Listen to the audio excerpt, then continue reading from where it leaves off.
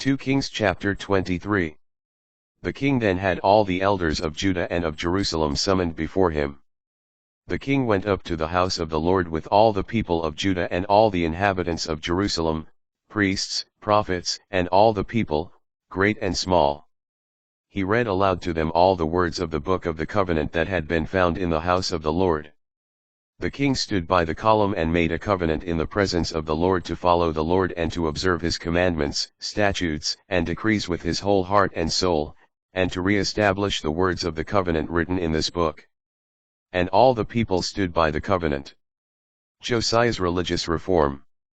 Then the king commanded the high priest Hilkiah, his assistant priests, and the doorkeepers to remove from the temple of the Lord all the objects that had been made for Baal, Asherah, and the whole host of heaven.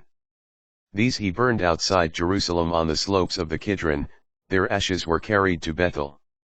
He also put an end to the idolatrous priests whom the kings of Judah had appointed to burn incense on the high places in the cities of Judah and in the vicinity of Jerusalem, as well as those who burned incense to Baal, to the sun, moon, and signs of the zodiac, and to the whole host of heaven. From the house of the Lord he also removed the Asherah to the Wadi Kidron, outside Jerusalem. He burned it and beat it to dust, in the Wadi Kidron, and scattered its dust over the graveyard of the people of the land. He tore down the apartments of the cult prostitutes in the house of the Lord, where the women wove garments for the Asherah. He brought in all the priests from the cities of Judah, and then defiled, from Geba to Beersheba, the high places where they had offered incense. He also tore down the high places of the gates, which were at the entrance of the gate of Joshua, governor of the city, north of the city gate. The priests of the high places could not function at the altar of the Lord in Jerusalem, but they, along with their relatives, ate the unleavened bread. The king also defiled Tophet in the valley of Ben Hinnom, so that there would no longer be any immolation of sons or daughters by fire in honor of Molech. He did away with the horses which the kings of Judah had dedicated to the sun. These were at the entrance of the house of the Lord, near the chamber of Nathan-Melech the official, which was in the large building. The chariots of the sun he destroyed by fire. He also demolished the altars made by the kings of Judah on the roof terrace of Ahaz, and the altars made by Manasseh in the two courts of the Lord's house. He pulverized them and threw the dust into the Wadi Kidron. The king defiled the high places east of Jerusalem, south of the Mount of the Destroyer, which Solomon, king of Israel, had built in honor of Astarte, the Sidonian horror, of Chemosh, the Moabite horror, and of Milcom, the Ammonites' abomination. He broke to pieces the pillars, cut down the Asheros, and filled the places where they had been with human bones.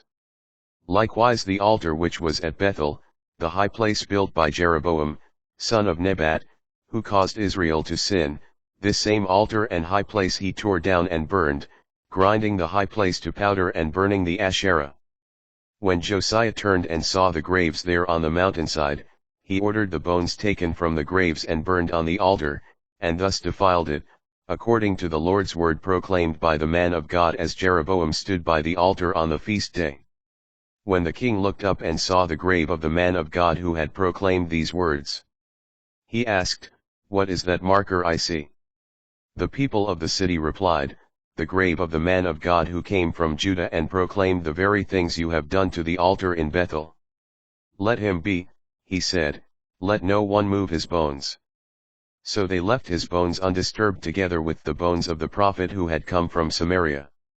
Josiah also removed all the temples on the high places in the cities of Samaria which the kings of Israel had built, provoking the Lord. He did the very same to them as he had done in Bethel. He slaughtered upon the altars all the priests of the high places that were there, and burned human bones upon them. Then he returned to Jerusalem. The king issued a command to all the people, "Observe the Passover of the Lord, your God, as it is written in this book of the covenant." No Passover such as this had been observed during the period when the judges ruled Israel, or during the entire period of the kings of Israel and the kings of Judah. Until the 18th year of King Josiah, when this Passover of the Lord was kept in Jerusalem.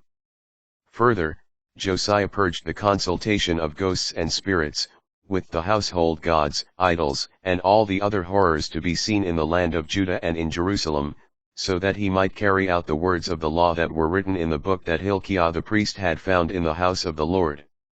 Before him there had been no king who turned to the Lord as he did, with his whole heart, his whole being, and his whole strength, in accord with the entire law of Moses, nor did any king like him arise after him. Yet the Lord did not turn from his fiercely burning anger against Judah, because of all the provocations that Manasseh had given. The Lord said, "Even Judah will I put out of my sight as I did Israel. I will reject the city, Jerusalem, which I chose, and the house of which I said, there shall my name be." The rest of the acts of Josiah, with all that he did, are recorded in the book of the Chronicles of the Kings of Judah. In his time Pharaoh Necho, king of Egypt, went up toward the Euphrates River against the king of Assyria.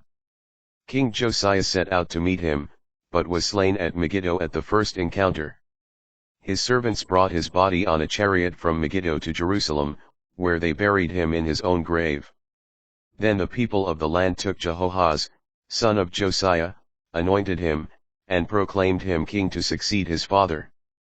Reign of Jehoahaz. Jehoahaz was 23 years old when he became king, and he reigned 3 months in Jerusalem. His mother's name was Hamutal, daughter of Jeremiah, from Libnah. He did what was evil in the Lord's sight, just as his ancestors had done. Pharaoh Necho took him prisoner at Riblah in the land of Hamath, thus ending his reign in Jerusalem. He imposed a fine upon the land of 100 talents of silver and a talent of gold. Pharaoh Necho then made Eliakim, son of Josiah, king in place of Josiah his father. He changed his name to Jehoiakim. Jehoahaz he took away with him to Egypt, where he died. Jehoiakim gave the silver and gold to Pharaoh, but taxed the land to raise the amount Pharaoh demanded. He exacted the silver and gold from the people of the land, from each proportionately, to pay Pharaoh Necho. Reign of Jehoiakim. Jehoiakim was 25 years old when he became king, and he reigned 11 years in Jerusalem. His mother's name was Zebidah, daughter of Pedaiah, from Ramah. He did what was evil in the Lord's sight, just as his ancestors had done.